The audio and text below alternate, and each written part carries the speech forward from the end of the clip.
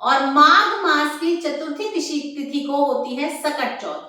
कई कुछ जगहों पे इसे सकट चौथ, संकष्टी चौथ और तिल चौथ या फिर माघ मासी चौथ भी कहा जाता है। और इस दिन सकट चौथ व्रत की कथा कहानी सुनी जाती है। आज की इस वीडियो में मैं आप लोगों को सकट चौथ की कहानी सुनाने वाली हूँ।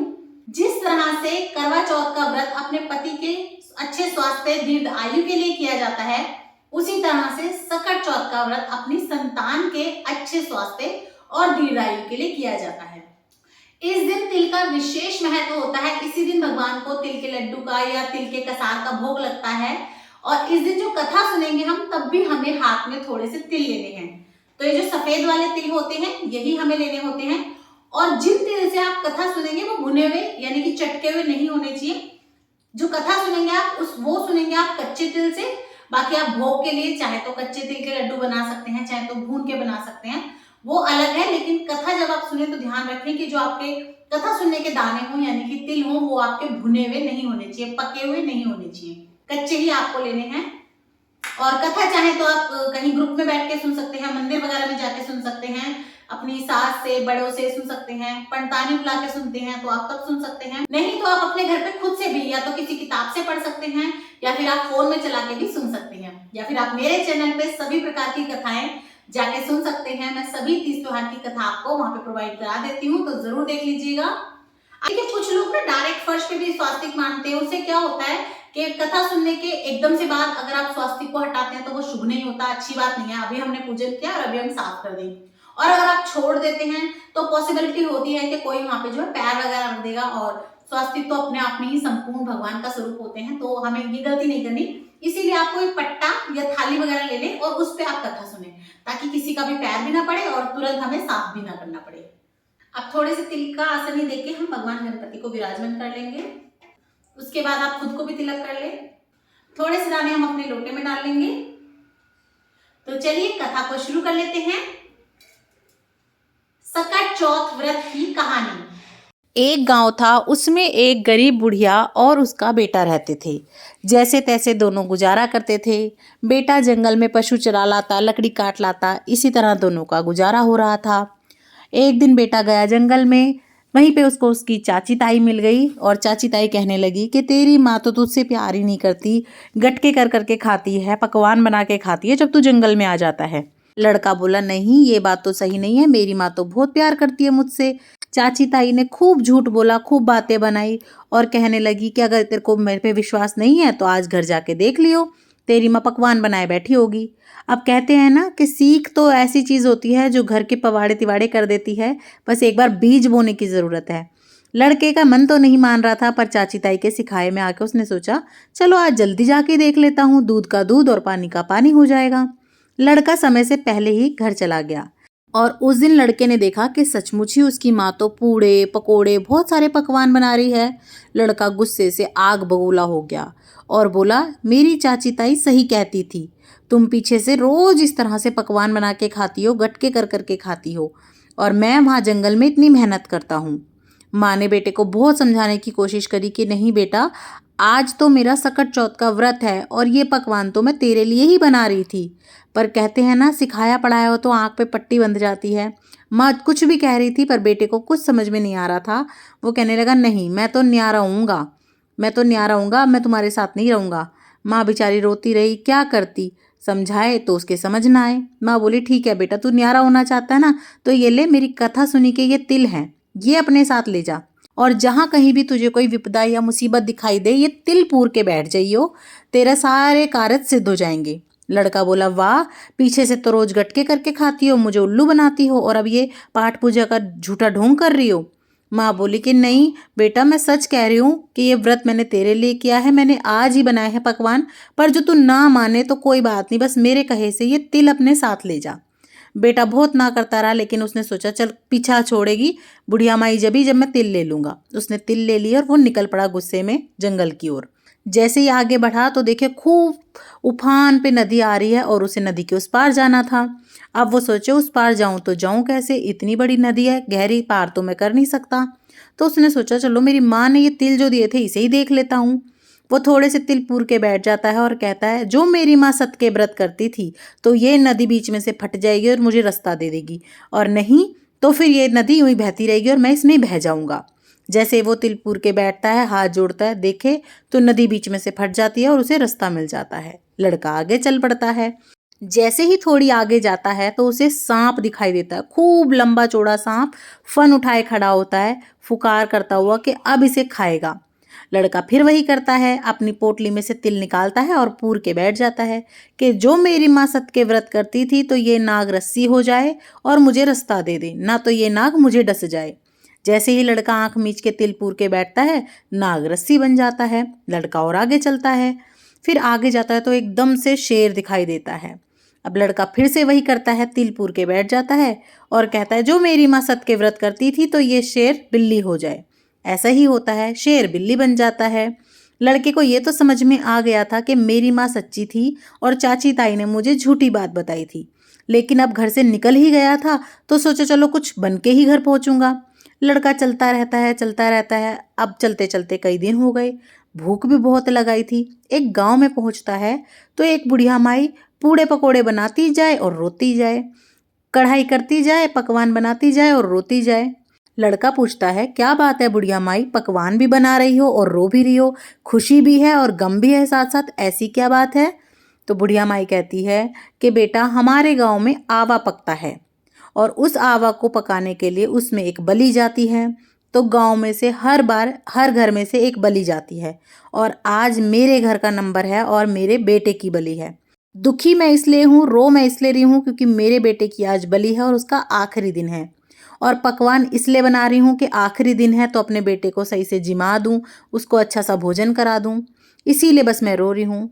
लड़के को बहुत भूख लग रही होती है और अब तो उसे अपनी माँ के तिल का भी पता होता है। तो वो कहता है कि बुढ़िया माई, जो मैं एक बात कहूँ तो तू मेरी मानेगी? तू ये बस मुझे खाना खिला दे भरपेट और तेरे लड़के की जगह मैं चला जाऊँगा। बुढ़िया माई सोचती है कि ये अजीब है, भाई कोई अपनी जान कैसे क्यों देगा मेरे बेटे के लिए? तो वो कहती है कि भाई तू नाट तो नहीं जाएगा, मुकर तो नहीं जाएगा? वो कहता है, ना बुढ़िया माई, बस तू मुझे भरपेट खाना खिला दे।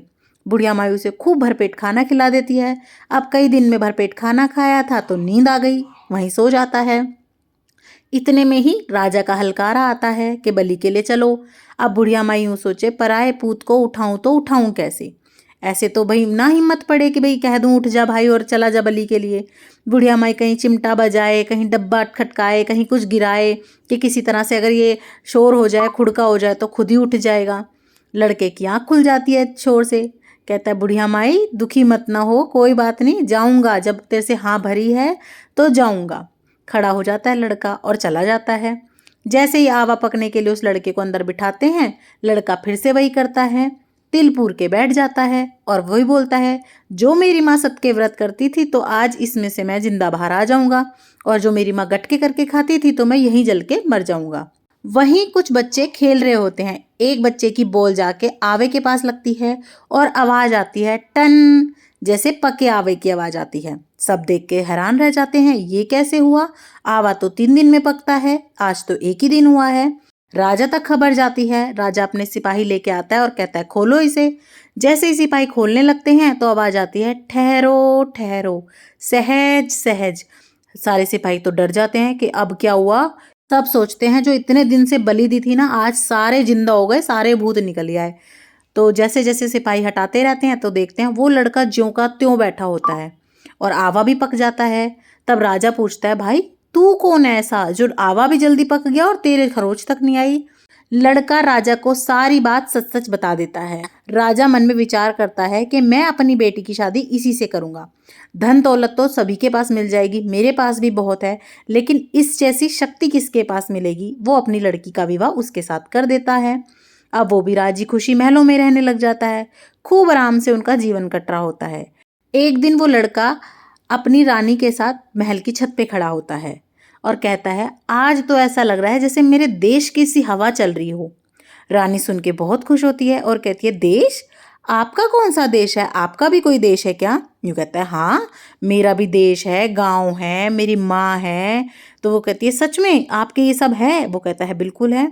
तो वो कहती है कि ठीक है, फिर तो हम अपने घर चलेंगे, क्योंकि मेरे को भी अच्छा नहीं लगता यहाँ पे रहना, मैं तो अपने घर जाऊँगी, हमारे गाँव जाऊँगी। वो अपने बाप को जाके कहती है कि पिताजी पिताजी ऐसे ऐसे बात है और हम तो अपने गाँव जाएंगे। राजा कहता है कि बहुत अच्छी बात है। राजा खूब सारी धन दौलत देके उन्हें विदा कर देता है। अब वो लड़का रानी के साथ खूब नौकर चाकर हाथी धन दौलत लेके अपने गांव की तरफ चल देता है।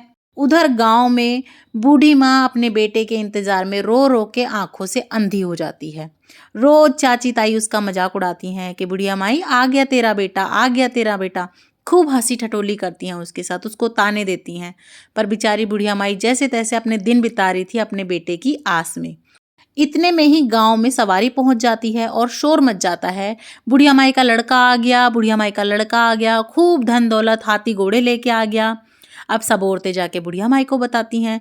बुढ़िया माई सोचती हैं जैसे रोज मेरी हंसी उड़ाती हैं, आज भी उड़ा रही हैं। बुढ़िया माई ध्यान नहीं देती।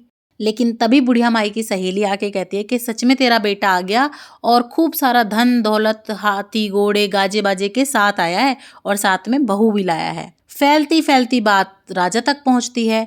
अब कौन बताए कि सच में वो बुढ़िया माई का बेटा है या नहीं। बुढ़िया माई तो अंधी हो चुकी है और राजा बनने के बाद लड़के के भी अपने ठाट बाट बदल चुके हैं। राजा बुढ़िया माई को एक लोहे की आंगी पहना देता है और कहता है कि सच में अगर ये बुढ़िया माई का बेटा होगा तो इसकी लोहे की आंगी में से भी दूध की धार जाएगी निकल के और लड़के की मूंछ भीग जाएगी। बुढ़िया माई कहती है हाथ जोड़ के, हे भगवान, अगर मैंने सत के व्रत करे हैं तो आज मेरी आंगी में से दूध आ जाए और पता चल जाए ये मेरा बेटा है, मेरी आंखों की रोशनी आ जाए। जैसे ही बुढ़िया माई कहती है, सच में बुढ़िया माई की आंगी से दूध निकलता है और लड़के की मूंछ भीग जाती है। बुढ़िया माई की आंखें भी ठीक हो जाती हैं, खूब राजी खुशी सब रहने लगते हैं और बुढ़िया माई के व्रत की सत को सब मानने लगते हैं। तो हे भगवान, जैसे बुढ़िया माई के सत को रखा ऐसे सबके सत को रखना, कहते सुनते हुंकारा भरते। तो इस तरह से हमारी सकट चौथ व्रत की कथा संपूर्ण होती है। इसी के साथ साथ एक विनायक महाराज की भी कथा कही जाती है, क्योंकि ऐसा कहते हैं कि जब भी कोई कथा कहते हैं तो विनायक महाराज की कथा जरूर कहनी चाहिए, वरना कथा का संपूर्ण फल नहीं मिलता है। बोलो विनायक महाराज की जय। एक अंधी बुढ़िया माई थी। विनायक महाराज की खूब सेवा करती, नित्य ध्याती, भोग लगाती। विनायक महाराज बहुत खुश हुए और एक दिन साक्षात बुढ़िया माई के सामने आके बोले, मांग बुढ़िया माई, क्या मांगती है। बुढ़िया माई तो अंधी थी, बोली क्या मांगू, मुझे तो मांगना नहीं आता। विनायक महाराज बोले, कोई बात नहीं बुढ़िया माई, मैं कल फिर आऊँगा, कल मांग लियो। तब तक अपने बेटा बहू से, अपनी सहेली भाईली से पूछ लियो। बुढ़िया माई ऐसा ही करती है। बुढ़िया माई जाती है अपनी बहू के पास, बोलती है, बहू विनायक महाराज आए थे, बोले कुछ मांग लो, अब तुम ही बताओ मैं क्या मांगू। बहू बोली, माताजी पोते मांग लो। बुढ़िया माई बोली, खूब अच्छी कही। बुढ़िया माई फिर बेटे के पास जाती है, अपने बेटे को सारी बात बताती है कि ऐसे ऐसे विनायक महाराज आए थे, बता बेटा क्या मांगू। बेटा कहता है, माँ खूब सारी धन दौलत मांग ले, करोड़ों की माया मांग, महल मांग। बुढ़िया माई कहती है, ये भी सही कही। बुढ़िया माई आगे चल देती है। रास्ते में बुढ़िया माई को बुढ़िया माई की सहेली मिलती है, वो उसे सारी बात बताती है। वो कहती है, देख ले बेटा बहू तो अपनी अपनी सोचेंगे, क्यों तू मांगे पोते, क्यों तू मांगे धन दौलत, तू तो अपनी आँख मांग ताकि तू भी आँख से देख सके, संसार देखे। वो कहती है, बात तो ये भी सही कही। बुढ़िया माई सोचती रहती है, यूं ही रात कट जाती है। अगले दिन विनायक महाराज फिर से आते हैं और फिर से कहते हैं, मांग बुढ़िया माई, क्या मांगती है। बुढ़िया माई यूँ बोलती है कि मांगना तो मैं नहीं जानती, पर हे विनायक महाराज, अगर आप मेरे ऊपर प्रसन्न हो तो ऐसा करो कि मैं अपने पोते नातियों को सोने के पालने में दास दासियों द्वारा झूलते हुए देख सकूं। विनायक महाराज सुनते ही खूब हंसते हैं और कहते हैं, वाह बुढ़िया माई वाह, तू तो कहती थी मैं मांगना ना जानूं और अब एक ही बात में सब कुछ मांग लिया। अन्न धन, खूब करोड़ों की माया, पोते नाती, तेरे जैसी ठगनी तो मैंने नहीं देखी। पर क्योंकि मैंने वचन दिया है और मैं तेरी भक्ति से प्रसन्न हूँ, तो जैसा तू चाहती है वैसा ही होगा। विनायक महाराज बुढ़िया माई पे टूट पड़े। तो हे विनायक महाराज, जैसे बुढ़िया माई पे टूटे ऐसे सभी पे टूटना, कहते सुनते हुक्कारे भरते। तो इस तरह से हमारी विनायक महाराज की कथा भी संपूर्ण होती है। बोलो विनायक महाराज की जय, चौथ माता की जय। कमेंट बॉक्स में जयकारा ज़रूर लगाइएगा, अपनी हाजिरी ज़रूर लगाइएगा। और वीडियो आपको कैसी लगी कमेंट करके ज़रूर बताइएगा। और अगर वीडियो आपको अच्छी लगी हो, थोड़ी भी यूज़फुल लगी हो, तो ज़्यादा से ज़्यादा शेयर कीजिएगा अपने फ्रेंड्स एंड फैमिली के साथ। और इसी तरह से हिंदू धर्म से रिलेटेड, पाठ पूजा से रिलेटेड वीडियोज़ देखने के लिए चैनल पर बने रहें। और भी आपको सकट चौथ से रिलेटेड सभी वीडियोस चैनल पे मिल जाएंगी। उद्यापन कैसे करते हैं, बायना कैसे निकालते हैं, चंद्रमा को अर्घ कैसे देते हैं और अर्घ देते समय क्या बोलना चाहिए, सूर्य को अर्घ देते समय क्या बोलना चाहिए, उन्हें भी एक बार ज़रूर चेक कीजिएगा, लाइक कीजिएगा। और अगर अभी तक आपने चैनल को सब्सक्राइब नहीं किया है तो प्लीज़ सब्सक्राइब भी ज़रूर कर लीजिएगा। देखने के लिए बहुत बहुत धन्यवाद। जय सिया राम, राधे राधे।